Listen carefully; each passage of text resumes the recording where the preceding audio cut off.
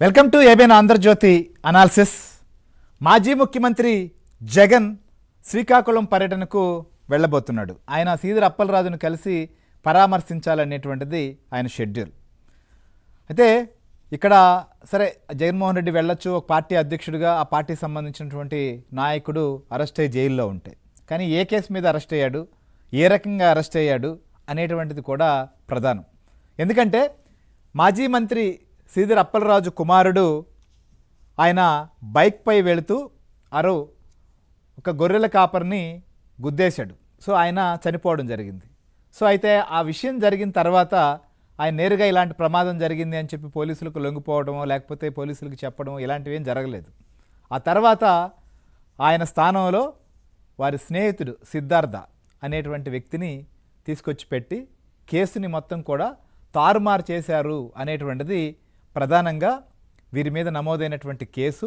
అందుకు తగిన సాక్ష్యాలుగా సీసీటీవీ విజువల్స్ను బయటకు తీశారు. పెట్రోల్ బంక్ దగ్గర ఆయన ఆయిల్ కొట్టుకుంటున్నటువంటి విషయాన్ని, ఆ తర్వాత వెళ్ళడం, ఇవన్నీ కూడా ఇవి జరిగిన తర్వాత కేసులో ఎవరైతే ప్రస్తుతం A1గా ఉన్నటువంటి అరవ్ కావచ్చు, A2గా ఉన్నటువంటి సిద్ధార్థ్, ఈ రకంగా మొత్తం వ్యవహారాన్ని తారుమారు చేసేందుకు చేసినటువంటి కుట్రలో లేకపోతే ఆ ప్రయత్నం అంతా కూడా మాజీ మంత్రి సీదిరి అప్పలరాజు చేశారనేది ప్రధానంగా ఆయన మీద నమోదైనటువంటి కేసు. A3గా ఆయన ఈ కేసులో ఉన్నారు. ఎందుకంటే నిజంగా ప్రమాదం జరిగినటువంటి కేసు కన్నా కూడా ఈ వ్యవహారంలో జరిగినటువంటి పరిస్థితి మొత్తం తెర వెనక సాగినటువంటి అంశమే ప్రస్తుతం ప్రధానంగా చర్చకు దారిచ్చింది. నిజంగా ఈ యాక్సిడెంట్ ఫస్ట్ పెద్ద రాష్ట్రంలో అసలు పెద్ద చర్చకి రాలం. అయితే ఎప్పుడైతే జగన్మోహన్ రెడ్డి విశాఖపట్నం మత్స్యకారులకు సంబంధించినటువంటి పరామర్శకు వెళ్ళినప్పుడు ఆయన చేసిన వ్యాఖ్యలు ఏదైతే ఉన్నాయో దాంతో ఒక్కసారిగా ఇది చర్చకు వచ్చింది. సో ఆ రోజు ఏం మాట్లాడాడో ఒకసారి విందాం మనం. జగన్ చిన్న ఎగ్జాంపుల్, ఆ సీదిరి అప్పలరాజు కథ వింటే, సీదిరి అప్పలరాజు కొడుకు 18 ఏళ్ల పిల్లోడు. సీదిరి అప్పలరాజు డాక్టర్, పలాస ఎమ్మెల్యే, మంత్రి, ఫిషింగ్ మంత్రి మన ప్రభుత్వంలో. సీదిరి అప్పలరాజు కొడుకు 18 ఏళ్ల పిల్లోడు బైకు తోలుతా ఉండి, కర్మవశాత్తు బైకు తోలుతా ఉండి ఎవరిలో గుద్ది బైకు తోలుతా ఉండి ఒక మనిషి చనిపోయాడు. యాక్సిడెంట్లు అవుతూ ఉంటాయి, చేసింది నేను కరెక్ట్ అని నేను చెప్పను. బట్ ఆ పిల్లోడు 18 ఏళ్ల పిల్లోడు బైకు తోలుతా ఉండి ఆ పిల్లోడికి ఏం తెలుస్తుంది? ఒక్కొక్కసారి జరుగుతాయి. జరిగినప్పుడు నువ్వేం చేస్తా ఉన్నావు? ప్రభుత్వం ఏం చేసిందో తెలుసా? ఆ సీదిరి అప్పలరాజు కొడుకును మర్డర్ కేసులో హోమిసైడ్ సెక్షన్ పెట్టి ఇరికించాలని ప్రయత్నం చేసింది. రైట్, ఇది పాపం పిల్లోడు చేస్తూ ఉంటాడు, ఆ పిల్లోడికి ఏం తెలుసు అని చెప్పి జగన్ మాట్లాడినటువంటి కామెంట్స్తో ఒక్కసారిగా పెద్ద దుమారానికి తెరతీసింది. సో తప్పు జరిగినప్పుడు అక్కడ నిజంగా అతను యాక్సిడెంట్ చేసినటువంటి విషయాన్ని లేదా జరిగినటువంటి సంఘటనని యాస్టీస్గా రిపోర్ట్ చేసి ఉంటే పరిస్థితి ఇంకోలా ఉండుండేదేమో. సో జగన్మోహన్ రెడ్డే ప్రస్తుతం ఇలా మాట్లాడుతున్నాడు. సో తండ్రి స్థానంలో ఉన్నటువంటి సీదిరి అప్పలరాజు ఏం చేశాడు అనేది ఇప్పుడు పెద్ద చర్చకు దారితీసింది. చర్చకు దారితీయడమే కదా ఆయన మీద కేసు నమోదైంది.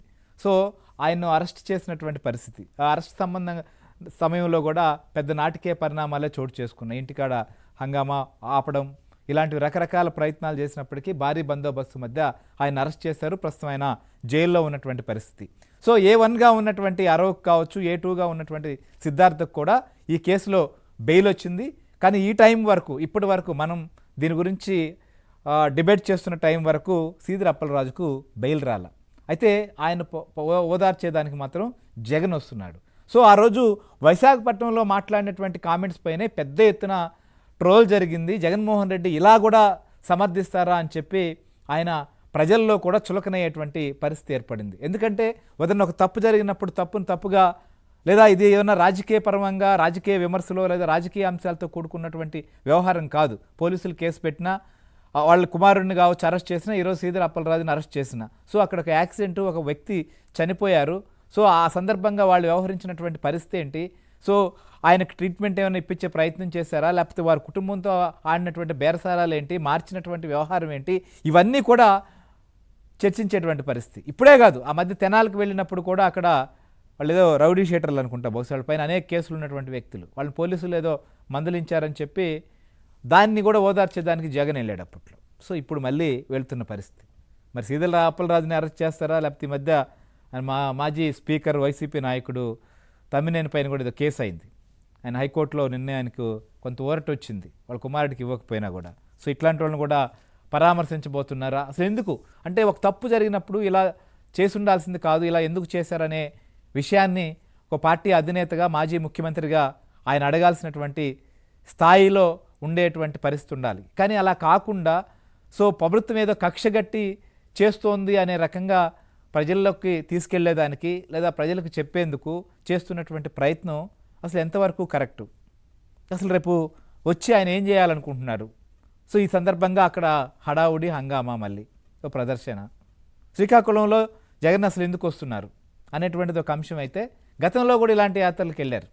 ఎందుకు ఇట్లా వైసీపీ చేస్తోంది అనేటువంటి 2 అంశాలపైన కూడా మనం అనాలిసిస్ చేద్దాం. మనతో పాటు మన కొలీగ్ సత్య